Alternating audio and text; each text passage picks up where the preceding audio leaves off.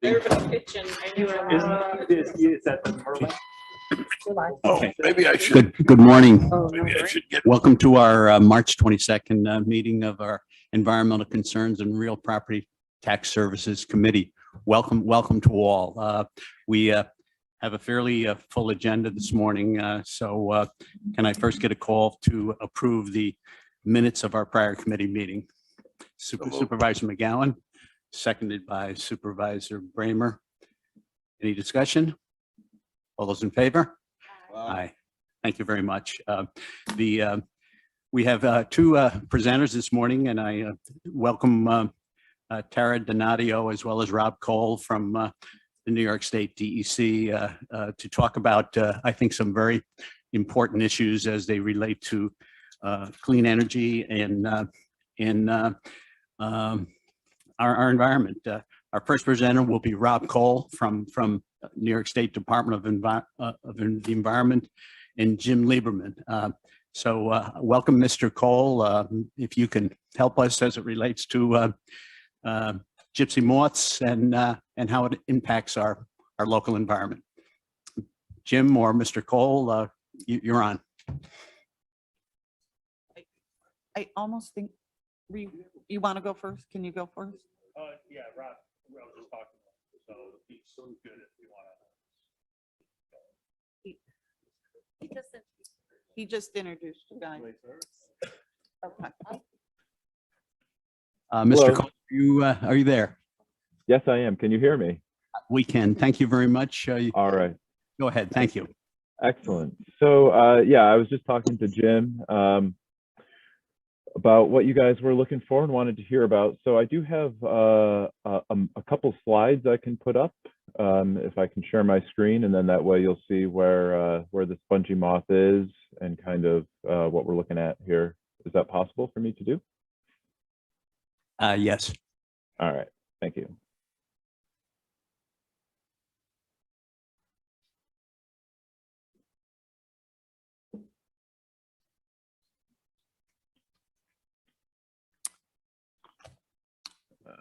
You're on there, Mr. Cole. Yep. All right. Hopefully you can see the right screen. I'm not sure which one I'm sharing now, but you should see a map. And this is an aerial survey. New York State DEC flies over the state every year, and we map various what we call damage-causing agents. And so all of these pink splotches you see on the map here are formerly known as gypsy moth. Now we call it spongy moth. The name has changed. So spongy moth defoliation, this is the areas that it has occurred.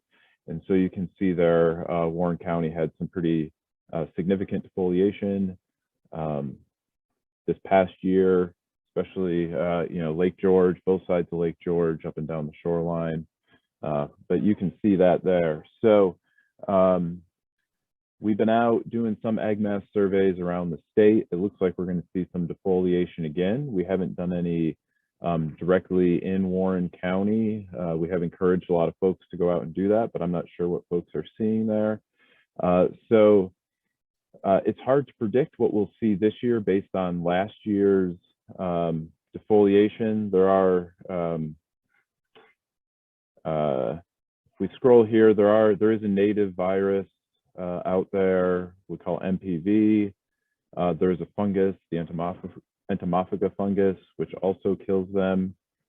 And then this year we saw these flies, these tiny egg parasitoids, also fairly active, and we did see these here in the Eastern Adirondacks. So we know there are these natural predators out there feeding on the spongy moth now. So we expect to see, some defoliation again starting in May. That's when we normally see it.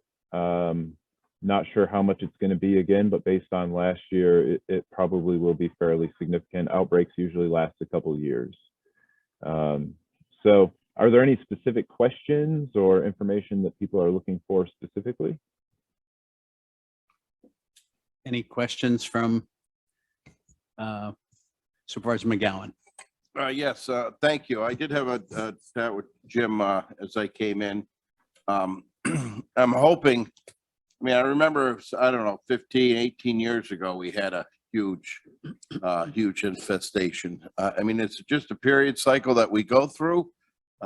Is there any other, preventatives we can do? Jim kind of mentioned if we have a rainy season, it would help for what we put down last year or what we did last year and some of our efforts to help.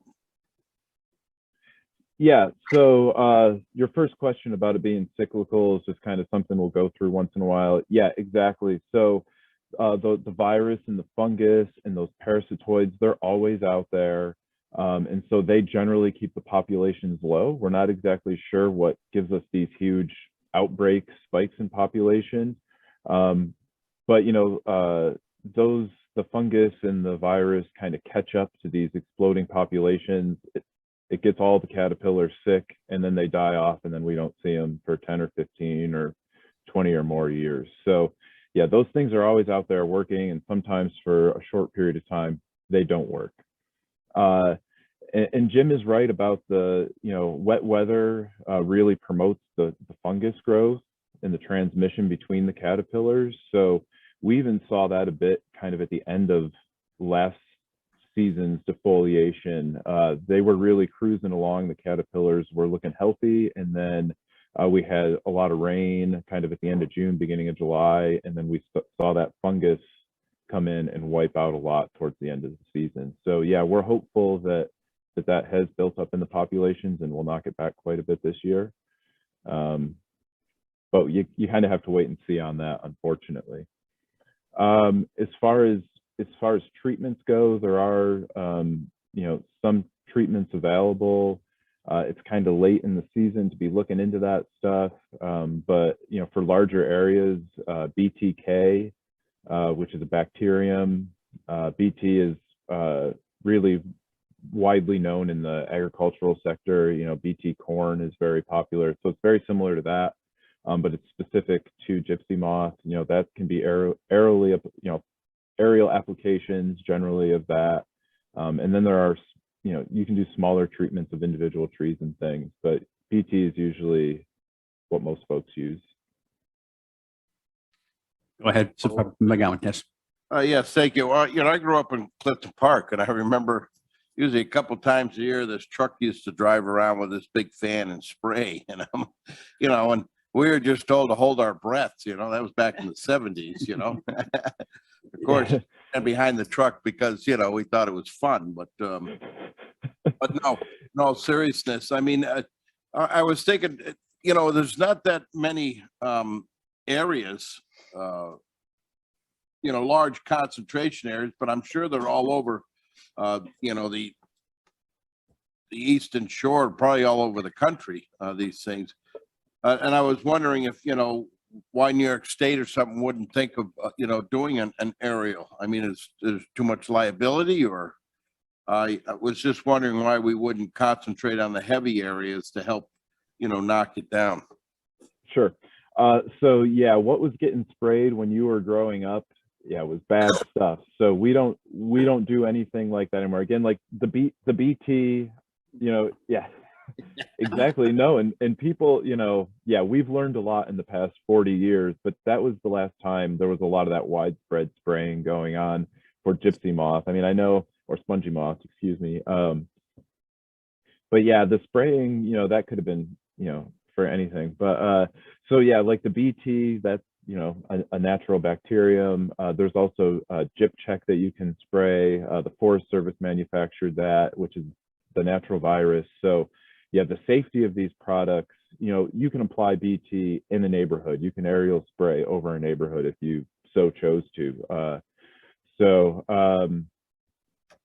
And then as far as treatment goes from the state, we are doing some very limited treatment this year because it was such a severe year. Our treatment is focusing on like highly sensitive, ecologically sensitive, valuable ecosystems. So for instance, the closest treatment we're doing to your area is actually all the way over at the Rome Sand Plains, where we're really concerned about losing that very unique and rare habitat. Widespread aerial spraying, It gets very complicated, as you can imagine, with all the players involved. So again, with it being cyclical, you know, in a couple of years, those natural predators all catch up.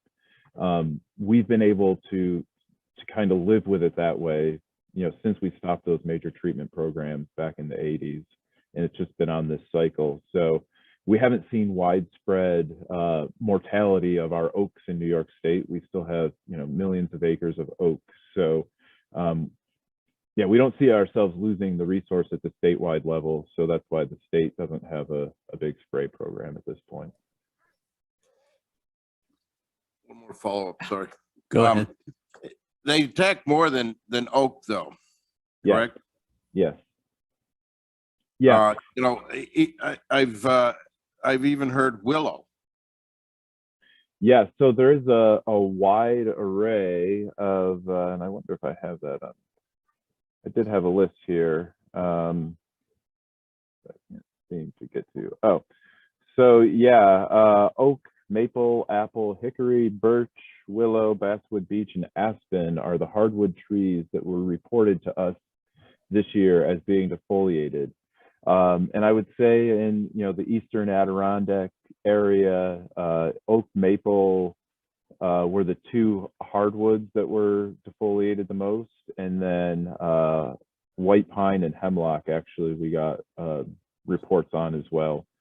Really? So yep, and white pine is not, and hemlock are not usual hosts. I think there was just so many this year that they fed on the limited amount of oaks and then moved on to the next closest thing, which is white pine and hemlock in your area predominantly. Thank you. Thank you, Supervisor Bramer. Thank you, Chairman. So thank you very much. This is Claudia Bramer. I sit on the Tourism Committee, and this was actually a referral from from that other committee, because last year we saw so much impact from the spongy moths up here related to, and it looked like, if I was reading the map right, it was kind of heavily focused in the southern Lake George Basin area. Is that right, Rob? Yeah, that's what I would agree with that based on our public reports in that map. Yeah. Okay, so one of the questions I had was, how bad is it going to be this year? And it sounds like it's probably going to be similar to what we had last year. Yeah, that's possible. So there's a lot.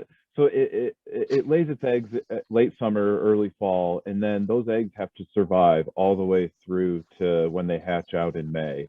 And there are a lot of things that go on, including those natural predators and the weather and everything else. So we don't predict, we won't predict the 2022 defoliation based on the defoliation in 2021. It's actually, there's an egg mass survey that we do where you go and count egg masses on different points of the trees and old ones versus new ones. And then you predict the number that could be viable come the springtime. So we haven't done that across, you know, the eastern Adirondack area, so I couldn't tell you for sure. But again, just knowing that outbreaks usually last a couple years, and this was really the first big year. We did have some defoliation in 2020, but it was scattered. So I would say this could be, there is a strong potential there will be defoliation again this year. Okay. Well, Jim, this question is for you, and thank you for coming and helping facilitate this. Do you have any idea of, are we doing any kind of egg mass surveys locally to understand what's happening this year for 2022? We put the information out last year, and then Rob talked about it during the presentation, and I think that was in September. But you know, there's nothing that's an organized effort because it's all based on volunteers. And you know, one of the things to keep in mind is, you know, this part of Queensbury, Glens Falls, Lake George, you pointed out that, you know, with the impacts up and down the Lake George watershed. And Rob, you can feel free to correct me if I'm wrong, but we have a higher concentration of oaks, red and white oaks in this area. You go to where I live and, you know, I have some red oaks and like one white oak. And so the creatures are going to be where the food is. It's like a beaver being around and continually damming up a stream. It'll be there if the food's there. So the food sources are there for the primary food sources are there for the gypsy or spongy moth.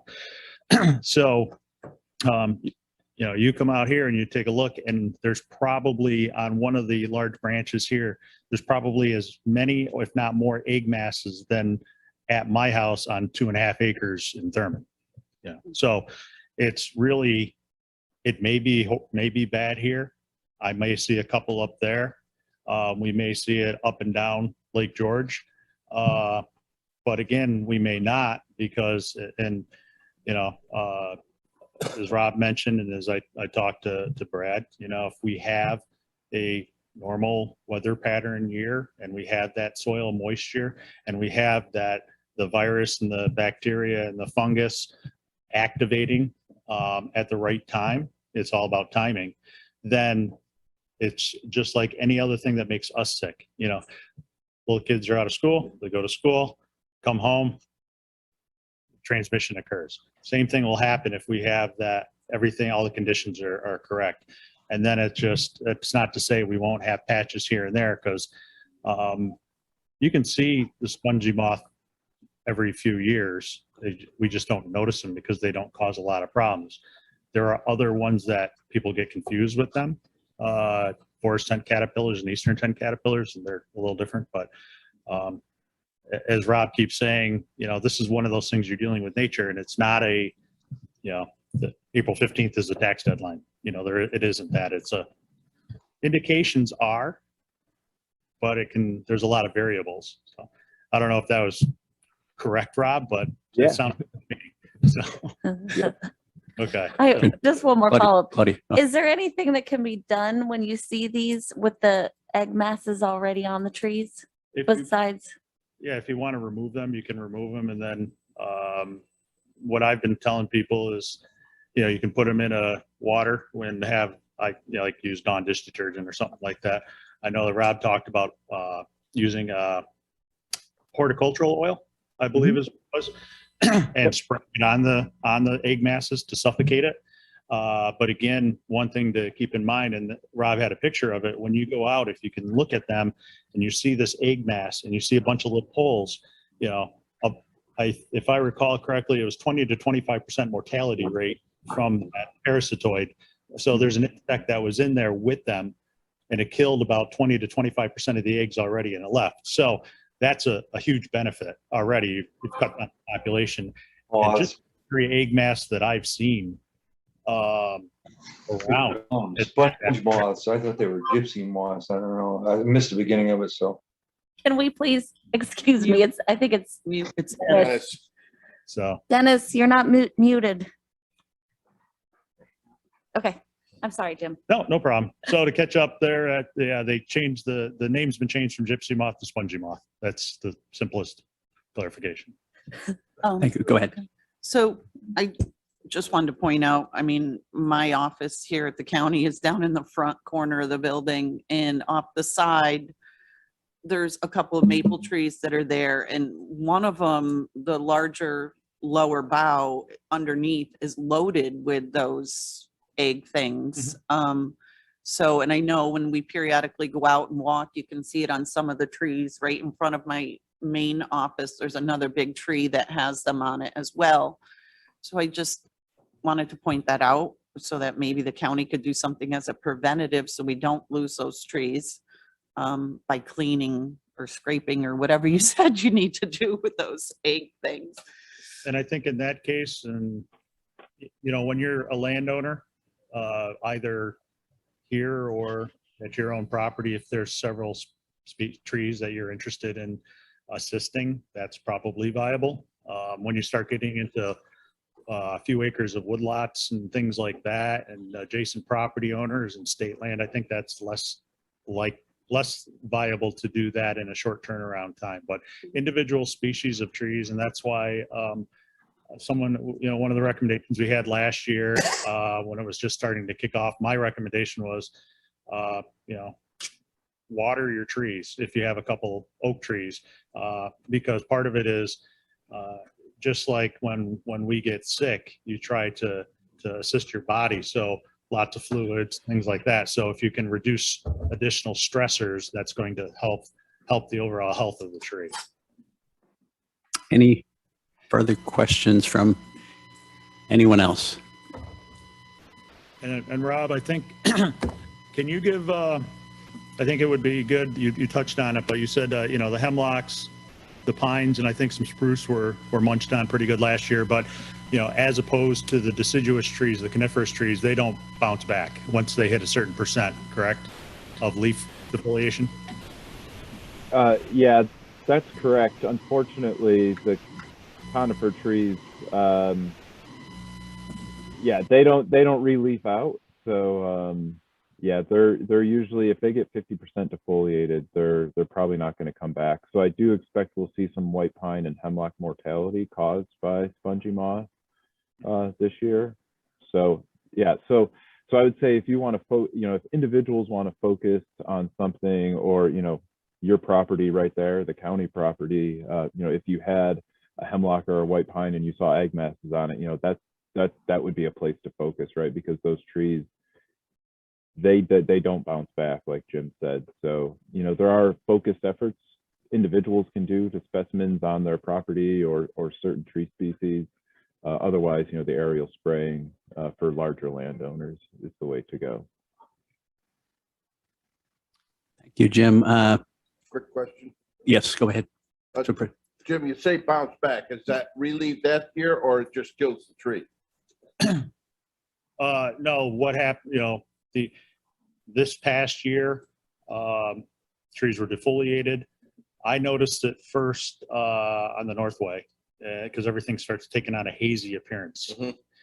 That was in late June. We started or mid-June. We started getting rain. I kept an eye on. I had some moths at my place, and one day, after we had gotten some rain, I noticed a caterpillar upside down bee, and I think that's basically virus turned upside down. I mean, it took care of, started getting through the population. And then about 4 weeks later, I started notice first the aspen starting to come back. You get that bright green flush of leaves. So my understanding is 2 years of defoliation is generally okay. 3 years starts getting tough. But again, it goes back to if the trees are under stress from something else, maybe concrete sidewalks restricting their ability to take in nutrients and take in water or things like that, or if they're just ill from another disease, they're immunocompromised, for lack of a better term, and this could be to speed them on their way and they won't recover. If they're in decent health and they get defoliated, then they'll generally come back the following year. They'll probably come back. 3 years, they start getting into that questionable time. So that's why Rob said they're cyclic, and you just kind of maybe have to live through it if that's the method you want to go through. I don't know. I've told people I don't know if there's a right or wrong answer on it. It very depends on your perspective. So there's other insects out there that scare me more, that are going to have potentially ecosystem shifts, not just we've lost trees. Because even with the pines that just mentioned, I look at it as we know that white pines drop a lot of seed, and so you might have more green out there with small pine. It's a kind of a natural cropping and regeneration. So. Mother Nature does a great job filling voids, and that's exactly what's going to happen. It may not be, though, what we're used to. That's the thing. It's our perception on it, too. So, but you can certainly work on some of them, but I don't know if it's practical to work on all of them. Thank you. Thank you, Jim. Dennis, did you feel comfortable with the answer?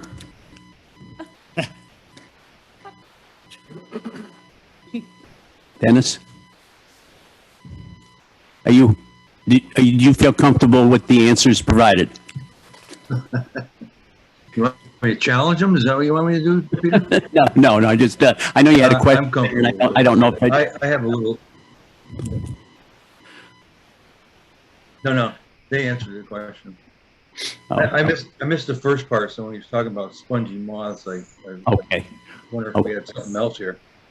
great. I have a Okay, little apple orchard, so I okay, Dennis, thank you. Yeah, thank you, Peter.